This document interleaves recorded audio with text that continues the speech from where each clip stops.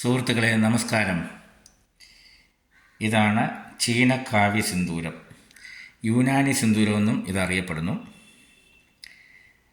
ഇത് പല രോഗങ്ങൾക്ക് കൊടുക്കാവുന്നതാണ്, എളുപ്പം ചെയ്യാവുന്നതാണ്.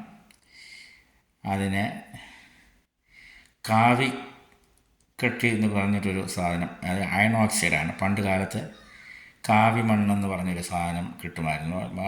സാധാരണ ഹാർഡ്വെയറിലൊക്കെ കിട്ടുന്നതാണ്. പക്ഷേ ഇപ്പോൾ കിട്ടുന്നതാണോ എന്നറിയില്ല. എന്നാൽ കാവി മണ്ണെന്ന് പറഞ്ഞ് തന്നെ വാങ്ങിക്കണം. അയൺ ഓക്സൈഡ് നോർത്ത് ഇന്ത്യയിൽ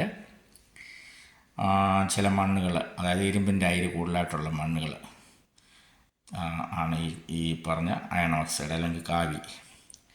അങ്ങാടിക്കടയിൽ കിട്ടുന്നതാണ്. ഇതിനെടുത്ത് നല്ലപോലെ അരച്ചിട്ട് വെള്ളത്തിൽ കലക്കി ആയിട്ട് ആ പൊടിയൊക്കെ അതിനകത്തുള്ള കല്ല് പോലുള്ളതൊക്കെ അരയണം. അതുപോലെ അരിഞ്ഞ് വെള്ളത്തിൽ കലക്കിയിട്ട് ആ ഒരു കോട്ടൺ തുണിയിൽ അത് അരിച്ച് എടുത്ത് കഴിയുമ്പോൾ നല്ല മേളിലുള്ള അഴുക്കെല്ലാം മേളിൽ നിൽക്കും, ആ പൊടികളൊക്കെ മേളിൽ നിൽക്കും. അതിനെ അരിച്ചിട്ട് ആ വെള്ളം എടുത്ത് വെച്ച് ഒരു 5 മണിക്കൂർ വെച്ച് കഴിയുമ്പോൾ അത് അനക്കാതെ വെച്ചാൽ വെള്ളം മാറ്റിയെടുക്കുമ്പോൾ അതിനകത്തുള്ള കാണുന്ന വെള്ളം മാറ്റിയെടുക്കണം. എന്നിട്ട് അതിനെ അടിയിൽ അതിനും അടിഞ്ഞു കിടക്കും. അതിനെ വെയിലത്ത് വെച്ച് ശുദ്ധമായിട്ട് ആ പൊടി എടുക്കണം. അതെത്ര കിട്ടുന്നോ അതേ സമം തന്നെ ചീനക്കാരം അല്ലെങ്കിൽ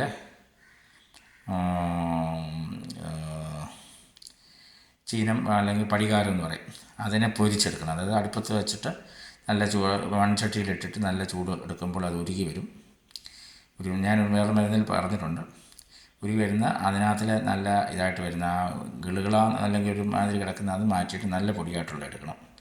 ഈ രണ്ടും സമം ചേർത്ത് കല്ലിൽ വെച്ച് നല്ലതായിട്ട് അരയ്ക്കണം. 1 മണിക്കൂർ നന്നായിട്ട് ചേർന്ന് അരയ്ക്കത്തക്കോണം കരിഞ്ഞ് അരച്ചെടുത്തിട്ട് കുപ്പിയിൽ സൂക്ഷിക്കണം.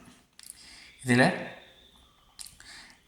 2-3 കുന്നി വീഴം തേന് നെയ്യ് ഇതിൽ കഴിക്കാം. 3 നേരം കഴിക്കാമെന്നാണ്. സ്ത്രീകളുടെ രക്തം കൂടുതലായിട്ട് പോകുന്നതിന്,